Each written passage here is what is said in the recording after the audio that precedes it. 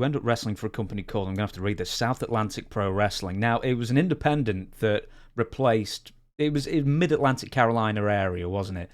And Yeah. it was Paul Jones was one of the co-owners, number one Paul Jones. But I've got to ask you this, because people might recognise this name as where Ken Shamrock got his start as Yeah. Vince Torelli. Yes. And were you around for the Ken Shamrock and Nasty Boys confrontation? We were there and we saved his life. So I don't care what anybody tells you, they can tell you what they want to tell you.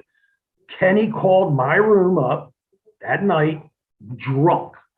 What room's the fucking Nasty Boys in? That's what he said. And I didn't go out that night. I stayed home. Me and my partner stayed in the hotel and we slept until we got this phone call like 3 o'clock in the morning, And next thing you know, I hear all this banging and screaming. And next thing you know, there's somebody's banging on our door.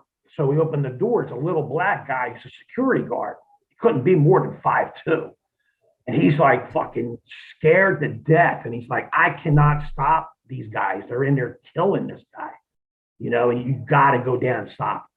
So we're in our underwear, we just got done. We got out of bed. We run down and we're on the outside of the hotel. So we're like 4 stories up outside the hotel. So we ran down the outdoor porch, I guess you might as well call it.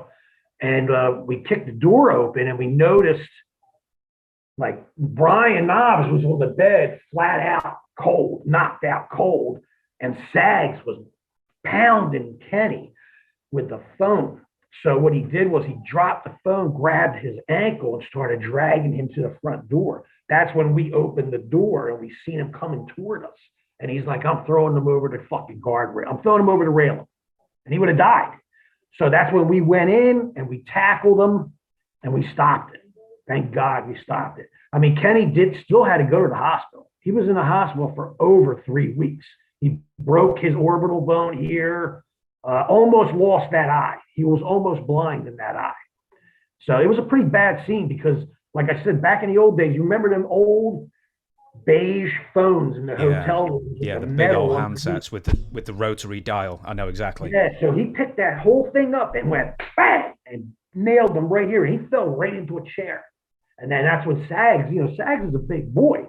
He's not a small guy. I mean, the Nasty Boys are big and they're tall. And I'm telling you, he beat the shit out of him. But Kenny was drunk. I mean, he drank a whole bottle of Jack Daniels. So, I mean, you could be the most dangerous man in the world, but if you're drunk, you can't fight. you know? Do you even remember what like kicked all that off, or were you just there for the aftermath and the fight itself? I had heard it was over some chick, and the chick was pretty much a rat anyway. So it was like, I think Kenny was trying to stand up for her, and the Nasty Boys were pretty much bringing her stones and were, saying you're a fucking rat and get going. You know what I mean?